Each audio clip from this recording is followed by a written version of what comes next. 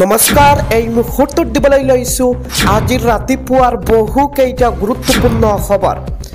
আজি হৈছে ৭ এপ্ৰিল আৰু এই ধৰণৰ খবৰসমূহ নিতৌ চাবৰ বাবে চেনেলটো ছাবস্ক্ৰাইব কৰি ভিডিঅ'টোত এটাকৈ লাইক কৰি দিব।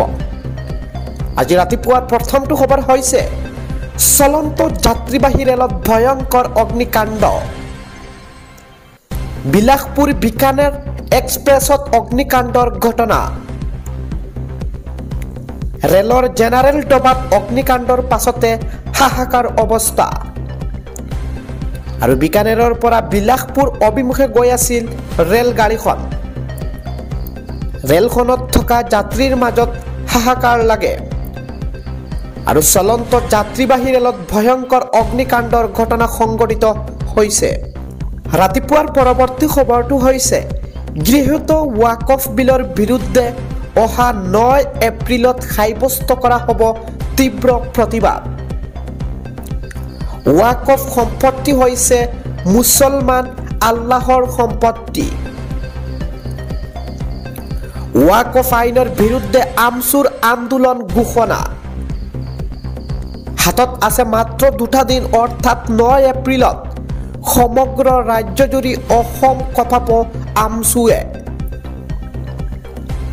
ৰাজধানী কঁপাই আমচুৱে সাব্যস্ত কৰিব তীব্ৰ প্ৰতিবাদ। দিছপুৰ কঁপাব সংখ্যালঘু সংগঠনে। ৱাকফ সংশোধনী বিধেয়ক কোনো পধ্যেও মানি লোৱা নহ'ব। ৰাতিপুৱাৰ পৰৱৰ্তী খবৰটো হৈছে ৰাজ্যৰ মুখ্যমন্ত্ৰীৰ পৰা গামোচা উপহাৰ পোৱা লখিমপুৰৰ চিদাচুৰ আৰক্ষীৰ জালত।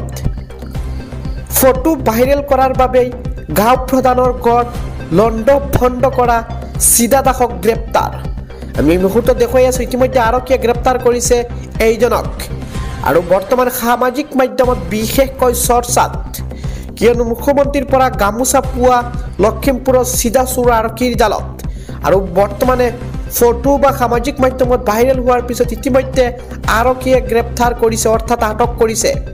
আজি ৰাতিপুৱাৰ পৰৱৰ্তী খবৰটো হৈছে এই মুহূৰ্তত জনাই আছোঁ যিসকলে সুৰাফাই কৰি বাহন চলায় এইসকলক বিশেষকৈ হোজাইৰ আৰক্ষীৰ প্ৰশাসনসকলে ইতিমধ্যে নাকি লগাইছে।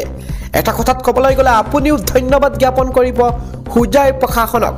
আমি এই মুহূৰ্তত দপকাৰ ডিফু ৰোডৰ পৰিৱেশ দেখুৱাই আছোঁ কেনেদৰে যিসকলে সুৰাপাই কৰি বাহন চলায় এইসকলক ইতিমধ্যে দেখিবলৈ পোৱা গৈছে নাকি লগাইছে প্ৰশাসনসকলে। এই মুহূৰ্তত আমি দেখুৱাই আছোঁ সামগ্ৰিক পৰিৱেশ চাই থাকক।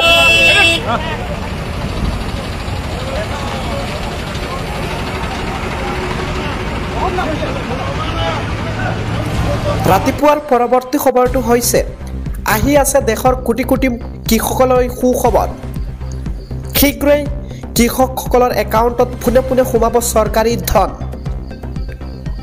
প্ৰধানমন্ত্ৰী কিষাণ নিধিৰ 20 নম্বৰ কিস্তিৰ ধন সোমাব কৃষকৰ একাউণ্টত। 24 ফেব্ৰুৱাৰীত কৃষকৰ একাউণ্টত সোমাইছিল 19 নং কিস্তিৰ ধন। ডিবিটিৰ জৰিয়তে প্ৰায় 9 কোটি কৃষকৰ একাউণ্টত সোমাইছিল 19 নং কিস্তি আৰু 19 নং কিস্তিৰ পিছত 20 নং কিস্তিৰ বাবে অপেক্ষাৰত কোটি কোটি PM কিষাণৰ হিতাধিকাৰী। pmkisan.gov.in অফিচিয়েল ৱেবছাইটত লাভ কৰিব সকলো তথ্য। জুন মাহতেহে হিতাধিকাৰীয়ে লাভ কৰিব 20 নং কিস্তিৰ ধন। আজি ৰাতিপুৱাৰ আন এটা খবৰ হৈছে সমগ্ৰ ৰাজ্যত তথা ভাৰততে তোলপাৰ লগাই দি আছে বিহু এটেক নামৰ বলিউডৰ এখন ছবিয়ে। অতি শীঘ্ৰে মুকলি পাব বিহু এটেক নামৰ এখন ছবি আৰু এই মুহূৰ্তত আমি বৰ্তমানে শুনাই আছোঁ সংবাদ মাধ্যমত কি ক'লে। और ये सिर्फ आप लोग का वजह से हुआ है, आप लोग का साथ देने की वजह से हुआ है। हमने छोटी सी जगह से बहुत बड़ा मूवी का काम किए, जिसमें इस मूवी में है मेन लीड रोल में हमारा दोस्त देव मेनरिया, अरबाज खान, डेजी शाह, राहुल देव, उक्ति कपूर, अमित लखानी, हितेन तेजवानी और भी कई सारे कलाकार हैं। और इसके अलावा हमारा लोकल हमारा असम में बहुत सारा टैलेंट ऐसा है जो मैंने इधर आके महसूस किया। ये बाहर जाते हैं, इनको काम नहीं मिलते, धक्का खाते, तो बस उनको ही सोच के इस मूवी को एक्चुअली हमने बनाया है। और इन काफी लोगों को हमने इस मूवी का अंदर चांस दिए और इन लोग ने अच्छे अभिनय किए, अच्छे काम किए। और मुझे मालूम है ये बिहू अटैक जो मूवी है ये सुपर डुपर हिट है। तो मैं चाहता हूँ आप सभी लोग इस मूवी को देखो, बहुत सारा प्यार दो। और मैं चाहता हूँ हम और भी प्रोजेक्ट बनाएं और भी सारे काम करें कि हमारे आसाम का काफ़ी सारा लोगों को और काम मिले। जैसे कि अभी भी 300-400 लोग मेरे साथ काम कर रहे, इनके घर चल रहे। तो मैं चाहता हूँ हम अगर सक्सेस होते हैं तो और कुछ लोग हमारे साथ जुड़ेंगे और जीविका भी मिलेगा उनको। और हमारा प्रोडक्शन हाउस आगे जाए, कुछ और बड़ा बड़ा काम करे।